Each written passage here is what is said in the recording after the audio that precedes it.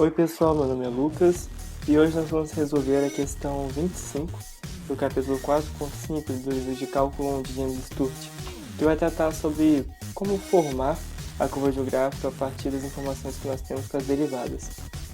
Para isso, vamos utilizar o passo a passo que o próprio livro dá de como formar a curva do gráfico utilizando as informações obtidas. Aqui nós temos as páginas utilizadas e partindo para a questão, temos o enunciado da questão 1 a 54, de use o roteiro dessa seção para esboçar a curva. Então ali temos 25, y vai ser igual a x sobre a raiz de x ao quadrado mais 1. Vale ressaltar que o foco no desenvolvimento do exercício não vai ser nas contas, mas mais no raciocínio nas etapas desenvolvidas para poder encontrarmos a imagem dessa função no gráfico. Partindo para a nossa questão, a primeira etapa, etapa A, seria determinar qual é o domínio da função. E já que ela existe para todo e qualquer valor real, o domínio dela vai ser de menos infinito a mais infinito. O passo B é encontrar onde a função toca nos eixos das ordenadas e das abscissas. E vemos ali que quando x é igual a zero, nosso y é igual a zero. Ou seja, ele toca no eixo das ordenadas e das abscissas quando x é igual a zero, no ponto 0, 0. O passo C é checar se a função apresenta alguma simetria em relação ao eixo, ou seja, uma função par, ou uma simetria em relação à origem, ou seja, uma função ímpar, ou ainda se ela apresenta alguma periodicidade, então seria uma função periódica. Após uma breve análise, percebemos que f de menos x é igual a menos f de x, logo, a função é simétrica em relação à origem. Na parte D, vamos analisar a função e descobrir se ela apresenta assíntotas horizontais ou verticais. Para acharmos as assíntotas horizontais, vamos achar o limite de x no infinito.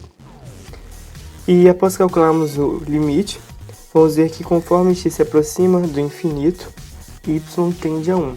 E como a função é simétrica em relação à origem, quando o x se aproximar de menos infinito, tender a menos infinito, o nosso y vai tender a menos 1.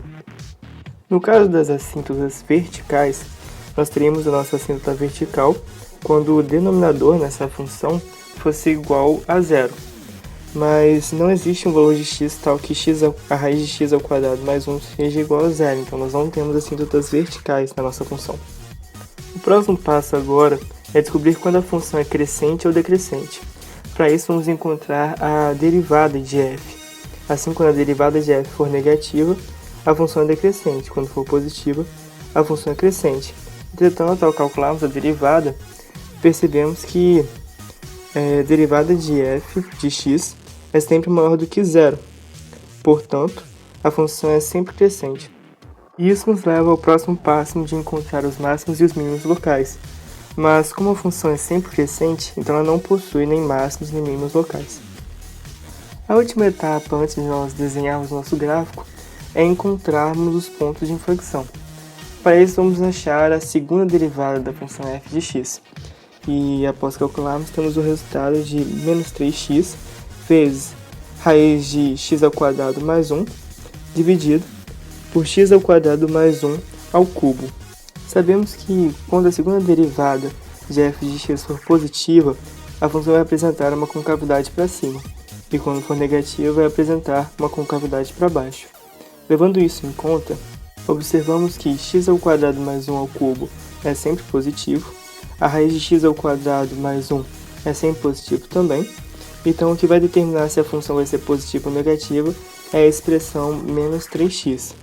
Ou seja, se x então for menor do que zero, a função é positiva, e se x for maior do que zero, a função é negativa, apresentando concavidade para cima e para baixo, respectivamente, sendo que o nosso ponto de inflexão vai ser zero.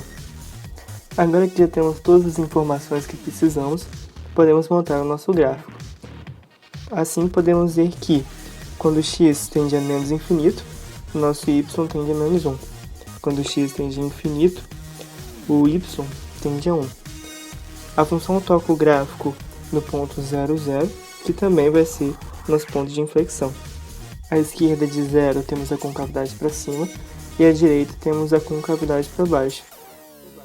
Lembrando que a função é simétrica em relação à origem.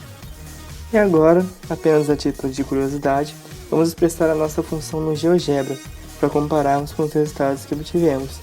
E assim podemos ver que realmente a função acompanha aquelas regras que foram estabelecidas e utilizadas para compormos o desenho dessa função.